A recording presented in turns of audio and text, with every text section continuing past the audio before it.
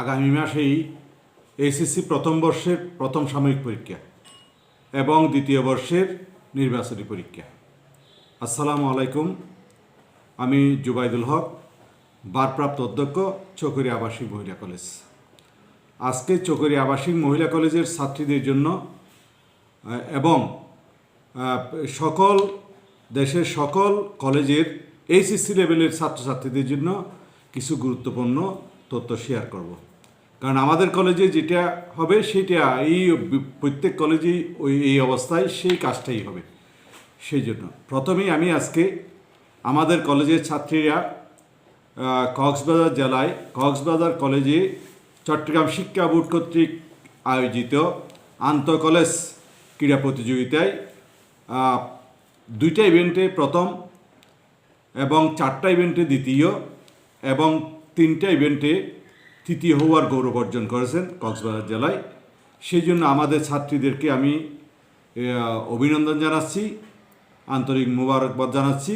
কারণ তাদের কারণে আমাদের চকরিয়া আবাসিক মহিলা কলেজ সম্মানিত হয়েছেন, পুরো চকরিয়াবাসী সম্মানিত হয়েছেন। আগে সেই অবস্থাটা ছিল না। এখন চট্টগ্রাম শিক্ষা বোর্ড আমাদেরকে এই সুযোগটা দিয়েছে।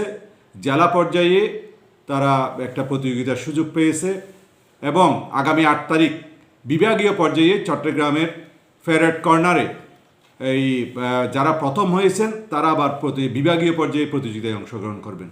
তো দোয়া করবেন আপনারা, সেখানেও যাতে আমরা সফলতা পাই, আমাদের মেয়েরা সফলতা পায়। তো এই মাস হচ্ছে ডিসেম্বরের মাস, এটা বিজয়ের মাস, বাংলাদেশের বিজয় এই ডিসেম্বরে হয়েছে। সেই জন্য আমি বিজয়ের মাসে সবাইকে বিজয়ের শুভেচ্ছা জানাচ্ছি। সম্মানিত অভিভাবকবৃন্দ এবং স্নেহের ছাত্রীবৃন্দ, এই ডিসেম্বর মাসে স্বাভাবিকভাবে শীতকাল বিদায়, ডিসেম্বরের শেষ 15 দিন শিক্ষা প্রতিষ্ঠান বন্ধ থাকে শীতকালীন বন্ধ হিসেবে। তো সেই জন্য এই ডিসেম্বরে আমরা প্রথম 15 দিনে আমরা লেখাপড়া করার সুযোগ পাবো, কলেজে পড়ার সুযোগ পাবো এবং পুরো দেশে সকল শিক্ষা প্রতিষ্ঠান শেষে 15 দিন বন্ধ থাকবে। তো সেই জন্য ওইটা হচ্ছে বেড়ানোর মাস। কিন্তু এসএসসিতে যারা পড়ে, স্কুলে যারা পড়ে, তারা ডিসেম্বরের আগেই পরীক্ষা শেষ হয়ে যায়। টেস্ট পরীক্ষা বলো, নির্বাচনী পরীক্ষা বলো, অথবা বার্ষিক করে তাদের শেষ হয়। কিন্তু কলেজে যারা পড়ে ইন্টারমিডিয়েটে, তাদের কিন্তু পরীক্ষা হয় ওই জানুয়ারিতে। যেমন আমরা এই কলেজে এইচএসসি প্রথম বর্ষে যারা পরীক্ষা, তাদের আজকে আমি ডিক্লেয়ার করে দিয়েছি জানুয়ারি 7 তারিখ আমাদের প্রথম বর্ষের প্রথম সাময়িক পরীক্ষা শুরু হবে।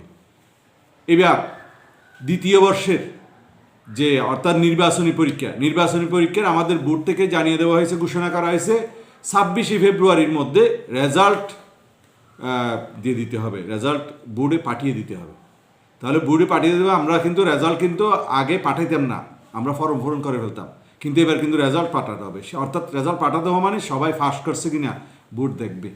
সেই হিসাবে আমাদের ফেব্রুয়ারির প্রথম সপ্তাহে আমরা নির্বাচনী পরীক্ষা নেওয়ার সিদ্ধান্ত নিতে হবে। এবং নির্বাচনী পরীক্ষা যারা পাস করে নাই তাদেরকে এবার কোনোরূপ ফর্ম পূরণ করার কোনো সুযোগ নাই, যেহেতু রেজাল্টটা বোর্ড দেখবে। এবং খাতাগুলো আমাদের 6 মাস পর্যন্ত সংরক্ষণ করতে হবে। কোনো সময় যদি কেউ খাতা চ্যালেঞ্জ করে দেখাইতে হবে। তো সেই কারণে আমি ছাত্রছাত্রীদেরকে যে কলেজেই পড়ো না কেন আমি অনুরোধ করব, তোমরা লেখাপড়া করো। যেহেতু এটা ডিসেম্বর মাস, বেড়ানোর মাস, তাহলে লেখাপড়া থেকে তোমরা দূরে যাওয়ার একটা সুযোগ আছে, কিন্তু দূরে যেতে পারবে না। যেখানেই যাও না কেন লেখাপড়া নিয়ে থাকতে হবে, বইয়ে চোখ বোলাতে হবে, পড়তে হবে। দ্বিতীয়ত, আগামী ফেব্রুয়ারিতে নির্বাচন, জাতীয় নির্বাচন আসতেছে। তো নির্বাচনের সময় স্বাভাবিকভাবে লেখাপড়া একটু কম হয়। তো সেই কারণে লেখাপড়া যেহেতু কম হয়, লেখাপড়ার সুযোগ একটু কম থাকে, বিভিন্ন ডিস্টার্ব করে।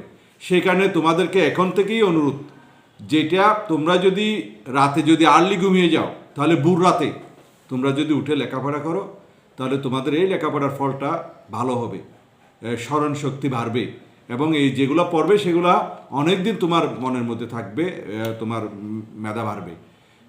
এই জন্য তোমরা যদি পারো, যেমন সকালে ফজরের নামাজের পর বা ফজরের নামাজের আগে, এই টাইমটাতে তো আর কোনো নির্বাচনী কেউ এসে আমাকে একটু ভোট দেন না এই কথাটা বলবে না।